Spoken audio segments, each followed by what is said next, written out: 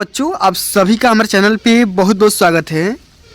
जितने भी विद्यार्थी 2025 बोर्ड परीक्षा में साइंस का पेपर देने वाले हैं उनके लिए साइंस का एक मोस्ट इम्पोर्टेंट वीडियो लेकर के आ चुका हूं। और बच्चों, इस वीडियो के माध्यम से मैं आप सभी से साइंस के पूरे किताब से 20 मोस्ट इम्पोर्टेंट MCQ पूछूंगा, यानी कि इसका टेस्ट होने वाला है। यहाँ पर आप अपने तैयारी को आंक सकते हैं, ये समझ सकते हैं कि आपकी तैयारी कितनी यहाँ पे हो चुकी है। ठीक है, मैं यहाँ पर 20 क्वेश्चन का आंसर बताऊंगा भी, आप लोग भी कमेंट करके बताना कि आपका 20 में से कितना क्वेश्चन सही हुआ है। और एक क्वेश्चन मैं आप सभी को होमवर्क के लिए दूंगा, उसका राइट आंसर भी कमेंट में कमेंट यहाँ पे करना होगा। ठीक है, तो आइए बच्चों, बिना टाइम को वेस्ट किए सेशन की शुरुआत करते हैं। और जो भी बच्चे लाइव में यहाँ पर जुड़ चुके हैं, नए नए जुड़ रहे हैं ना, वो यहाँ पर वीडियो को लाइक कर देंगे, शेयर कर देंगे, चैनल पर नए होंगे तो सब्सक्राइब कर देंगे। ठीक है, अब हमारे यहाँ पे पहला क्वेश्चन पूछा गया बच्चा कि शुद्ध जल का pH मान कितना होता है। प्योर जो वाटर होता है ना, उसका pH वैल्यू पूछा गया, उसका pH रेंज कितना होता है, pH मान कितना होता है, 0, 1, 7 या 14। अब यहाँ पे देखो, इसका राइट आंसर आप सभी को कमेंट में बताना है। ठीक है, क्या होगा, और आपको टोटल भी मार्क्स भी बताना है कि आप कितना नंबर स्कोर किए हो। ठीक है, तो इसका राइट आंसर हो जाएगा यहाँ पर 7। तो आपका अगर सही है तो यहाँ पे सही में काउंट कर लेना कि मेरा एक क्वेश्चन सही हो गया। ठीक है, इसी प्रकार से आगे बढ़ जाते हैं। अगला क्वेश्चन बोल रहा है कि मनुष्यों में लार ग्रंथियों की संख्या होती है, कितनी जोड़ी होती है लार ग्रंथियों की संख्या, 1 जोड़ी, 3 जोड़ी, 4 जोड़ी या 5 जोड़ी। तो मेरे प्यारे बच्चों, मनुष्य में लार ग्रंथि की संख्या होती है 3 जोड़ी। कितना जोड़ी हो जाता है, 3 जोड़ी। इसका भी राइट आंसर आपको पता है तो काउंट कर लेना भाई अपने सही वाले आंसर में। ठीक है, चलो अब आगे देख लेते हैं। अगला क्वेश्चन बोल रहा है कि जब श्वेत प्रकाश प्रिज्म में से गुजरता है तो सबसे अधिक यानी सर्वाधिक विचलन किसका होता है, किस कलर का सबसे ज़्यादा विचलन होता है, बताना है। लाल रंग का, पीले रंग का, बैगनी रंग का या हरे रंग का। तो इसका राइट आंसर क्या हो जाएगा, वो होगा बैगनी कलर का। ठीक है, सी ऑप्शन यहाँ पे राइट आंसर होगा। इसी प्रकार से आगे देखते हैं। C2H6 का IUPAC वैल्यू या IUPAC नाम क्या होगा, इसका राइट आंसर बताना है। मेथेन, एथेन, एथाइन या एथिलीन। तो क्या हो जाएगा, C2H6 का IUPAC नाम होता है एथेन। क्या हो जाएगा, एथेन। सेकेंड ऑप्शन इसका राइट आंसर होगा। ठीक है, चलो आगे देखते हैं कि मानव शरीर में फेफड़ों के भीतर गैसीय विनिमय से संबंध मुख्य संरचनाएं हैं, उसका नाम बताना है। प्राथमिक श्वसनी, द्वितीयक श्वसनी, प्राथमिक उपशाखाएं या वायुकोश। तो इसका राइट आंसर क्या होगा। थोड़ा सा क्वेश्चन ये टफ है लेकिन उतना टफ नहीं है। ठीक है, आप आसानी से बता सकते हो। तो मानव शरीर में फेफड़ा का जो अंदर होता है ना, गैसीय विनिमय का जो काम करता है ना, उसका काम होता है वायुकोश का। चौथा ऑप्शन यहाँ पे राइट आंसर होगा। ठीक है, चलो आगे समझते हैं कि प्रतिरोध का मात्रक होता है। रेजिस्टेंस का यूनिट बताना है भाई, इसका यूनिट क्या होगा, ओम, ओम प्रति सेंटीमीटर, ओम इंटू सेंटीमीटर या वोल्ट। तो ये तो भैया हलवा से क्वेश्चन आ गया, ये तो सभी लोग क्वेश्चन सही कर पाएंगे। प्रतिरोध का मात्रक होता है ओम। क्या होता है ओम, और ओम का सिंबल क्या होता है, ये कहाँ से आता है भैया, V = I/R से आता है। और यहाँ पे जो R है ना, यही प्रतिरोध है। ठीक है, ये ओम का नियम होता है, सभी को पता होना चाहिए। चलो आगे देखते हैं। होम्योस्टैसिस शब्द किसने दिया था, डार्विन ने, फ्लेमिंग ने, कैनन ने या वाटसन ने। होम्योस्टैसिस शब्द किसके द्वारा दिया गया था, तो ये शब्द दिया गया था कैनन के द्वारा। किसके द्वारा, कैनन के द्वारा दिया गया था। ठीक है, सी ऑप्शन इसका राइट आंसर होगा। चलो आगे देखते हैं। अगला क्वेश्चन क्या पूछा गया है, ध्यान से समझिएगा कि 10⁻⁻6 मोल हाइड्रोक्लोरिक विलयन का pH मान कितना होगा। तो देखो, इसका pH मान होता है ना, अब यहाँ पे लाख से भाई भाग कर दोगे, यानी कि इसके लिए बराबर कर दोगे, तो यहाँ पे जो 10⁻⁻6 आएगा तो साइन बदल करके उसका pH मान हो जाता है। और यहाँ पे देखो -6 है ना, तो ये प्लस में 6 आ जाएगा और यही इसका विलयन का क्या हो जाएगा, pH मान हो जाएगा। सेकंड यहाँ पे ऑप्शन राइट आंसर होगा। अगला क्वेश्चन क्या है कि यकृत स्त्रावित करता है, किस रस का स्त्रावित करता है, बताना है। लार का, अग्न्याशय रस का, जठर रस का या पीत रस का। तो भैया ये हमारा जो लीवर होता है ना, पीत रस का स्त्रावण करता है। डी ऑप्शन यहाँ पे राइट आंसर होगा। आगे देखते हैं कि कांच का अपवर्तनांक न्यूनतम होता है।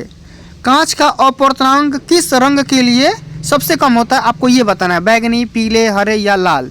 तो सबसे ज़्यादा कम होता है भैया रेड कलर का जो अपवर्तनांक होता है ना, वो सबसे कम होता है। और अगर ये आपसे ये पूछ लेगा कि किस कलर का तरंग दैर्ध्य यानी कि लेमडा, किस कलर का लेमडा की वैल्यू ज़्यादा होती है, तो हो जाएगा रेड कलर का। किसका? रेड कलर का ही ज़्यादा होता है। तो जिसका अपवर्तनांक कम होगा उसका वेवलेंथ ज़्यादा होगा, तरंग दैर्ध्य ज़्यादा होगा। आगे देखते हैं कि प्रायः कार्बनिक यौगिकों में उपस्थित बंधों की प्रकृति होती है। कार्बनिक यौगिकों में उपस्थित कौन सा बॉन्ड बनाया जाता है? आयनिक बंध, सहसंयोजक बंध, वान डेर वाल्स बंध या उपसहसंयोजक बंध।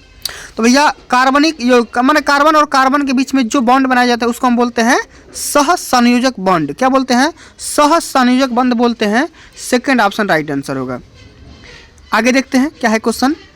वायुमंडल में श्वसनांगों के द्वारा शुद्ध वायु ग्रहण करना और अशुद्ध वायु को बाहर निकाल कर फेंक देना, वो ये प्रक्रिया क्या कहलाती है? श्वसन, श्वासोच्छ्वास, आंतरिक श्वसन या निःश्वसन। तो क्या हो जाएगा भैया? ये हो जाएगा श्वासोच्छ्वास। क्या हो जाएगा? श्वासोच्छ्वास हो जाएगा। सेकेंड ऑप्शन इसका राइट आंसर होगा। ठीक है, चलो। यदि ये कांच की छड़ को रेशम के कपड़े पर रगड़ा जाता है तो कांच की छड़ पर कौन सा आवेश आ जाता है? ठीक है, बहुत ही इंपॉर्टेंट क्वेश्चन है। ठीक है, ऋण आवेश आता है कि धन आवेश आता है कि अपवर्तित रहता है कि आवेश रहित होता है? कांच की छड़ की अगर हम रेशम के कपड़े पर रगड़ देंगे तो कांच के छड़ पर कौन सा आवेश आएगा? पॉजिटिव आवेश आएगा, यानी कि धन आवेश आ जाता है। और रेशम के कपड़े पर कौन सा आवेश आएगा? तो ऋण आवेश आ जाएगा। ठीक है, चलो आगे देखते हैं। अगला क्वेश्चन है स्वपोषी पोषण के लिए आवश्यक है। स्वपोषी पोषण कहने का मतलब ये है कि ऐसे जीव जंतु जो अपना भोजन स्वयं तैयार करते हैं। ठीक है, तो कार्बन डाइऑक्साइड और जल, क्लोरोफिल, सूर्य का प्रकाश या ये सभी। तो ये भैया ये तो बहुत सही हलवा सा क्वेश्चन है। इसका राइट आंसर हो जाएगा डी। क्या हो जाएगा? डी इसका राइट आंसर होगा। ठीक है, चलो अब आगे देखते हैं। अगला क्वेश्चन क्या है? क्वेश्चन ऐसी कौन सी धातु है जिसका प्रयोग बल्ब के फिलामेंट या तंतु बनाने में किया जाता है? किस धातु का इस्तेमाल हम, किस तंतु का इस्तेमाल हम बल्ब का फिलामेंट बनाने में करते हैं? मैग्नीशियम, सिल्वर, प्लेटिनम या टंगस्टन। तो भैया हम टंगस्टन का इस्तेमाल करते हैं बल्ब का फिलामेंट बनाने के लिए। ठीक है, डी ऑप्शन इसका राइट आंसर होगा। ट्रिप्सिन किसके पाचन में सहायता प्रदान करता है? बताना है। कार्बोहाइड्रेट, प्रोटीन, वसा या इनमें से दोनों। तो क्या हो जाएगा? ट्रिप्सिन प्रोटीन के पाचन में सहायता प्रदान करता है। सेकेंड ऑप्शन इसका राइट आंसर होगा। अगला क्वेश्चन क्या है कि परावर्तन का द्वितीय नियम क्या है? प्रकाश के परावर्तन का सेकंड लॉ क्या होता है? तो जो आपका एंगल आई होता है ना, वो एंगल आर के बराबर होता है, यानी आपतन कोण परावर्तन कोण के बराबर होता है। बहुत ही सिंपल सा क्वेश्चन है। पहला ही ऑप्शन इसका राइट आंसर होगा। आगे देखते हैं कि आधुनिक आवर्त वर्गीकरण का आधार क्या है? मतलब ये जो मॉडर्न पीरियोडिक टेबल आया हुआ है, इसका क्लासिफिकेशन का सबसे बेस क्या है? परमाणु भार, परमाणु क्रमांक, संयोजकता या रासायनिक क्रियाशीलता। तो भैया एटॉमिक नंबर हो जाएगा इसका राइट आंसर। क्या हो जाएगा? एटॉमिक नंबर, यानी कि परमाणु क्रमांक हो जाएगा। इसी के अकॉर्डिंग सारे एलिमेंट का वर्गीकरण कर सकते हैं, क्लासिफिकेशन कर सकते हैं। अगला क्वेश्चन क्या है कि निम्न में से कौन सी रुधिर कणिकाएं शरीर में आए हुए हानिकारक जीवाणुओं को नष्ट करती है? बताना है। WBC यानी कि श्वेत रुधिर कणिकाएं, RBC मतलब कि लाल रुधिर कणिकाएं, प्लेटलेट्स या हीमोग्लोबिन। तो भैया कौन से ऐसी रुधिर कणिकाएं हैं जो जीवाणु को नष्ट करने का काम करती है? उसका नाम है WBC मतलब कि श्वेत रुधिर कणिकाएं। ठीक है, पहला ऑप्शन इसका राइट आंसर होगा। आगे देखते हैं कि विद्युत बल्ब के चपड़े पर लगे टाँके बने होते हैं जस्ते के, कापर के, पीतल के, इनमें से कोई नहीं। तो भैया ये बने होते हैं जिंक के। किसके बने होते हैं? जिंक के। राइट आंसर कमेंट में ज़रूर आप लोग बताना कि कितना सही हो रहा है। ठीक है, पीयूष ग्रंथि पाई जाती है। अब देखो ये इस वीडियो का सबसे अंतिम नंबर क्वेश्चन है और ये 21 नंबर क्वेश्चन है। ठीक है, अब इसका राइट आंसर मेरे को कमेंट बॉक्स में आप कमेंट करके बताना। ठीक है, कि पीयूष ग्रंथि किसमें पाई जाती है? मस्तिष्क के अधर तल पर, सेरेब्रम पर, सेरेबेलम पर या मस्तिष्क के पृष्ठ तल पर? किस पर पाया जाता है पीयूष ग्रंथि? आप लोग कमेंट में जरूर इसका राइट आंसर बताना। और आप लोग ये भी कमेंट करना कि 20 क्वेश्चन में कितना क्वेश्चन आउट ऑफ कितना क्वेश्चन सही किए हो, 10 किए हो कि 12 किए हो कि 15 किए हो कि 20 में 20 कर दिए हो, ठीक ना। कमेंट करके ज़रूर इसका राइट आंसर बताना। अगर आप ऐसे ही टेस्ट सीरीज प्राप्त करना चाहते हैं तो इसके लिए वीडियो को लाइक कर देना, शेयर कर देना, चैनल पर नए होंगे तो सब्सक्राइब कर देना। और इसका पेड PDF वगैरह प्राप्त करना चाहते हैं तो उसके लिए कहाँ से मिलेगा PDF? वो मेरे व्हाट्सअप चैनल से मिलेगा। 8318105051 ये मेरा व्हाट्सअप नंबर है। इस व्हाट्सअप पे कांटेक्ट करोगे आपको QR स्कैनर सेंड कर दिया जाएगा और मात्र 49 रुपया में आपको इसका PDF भी प्रोवाइड कर दिया जाएगा, ठीक है। पूरा MCQ का, पूरा लॉन्ग आंसर का, शॉर्ट आंसर का, मॉडल पेपर का, प्रीवियस पेपर का, सारे यहाँ पे इंपॉर्टेंट जो भी नोट्स वगैरह होते हैं सब कुछ यहाँ पे मात्र इतने रुपये में बेच दिया जाएगा।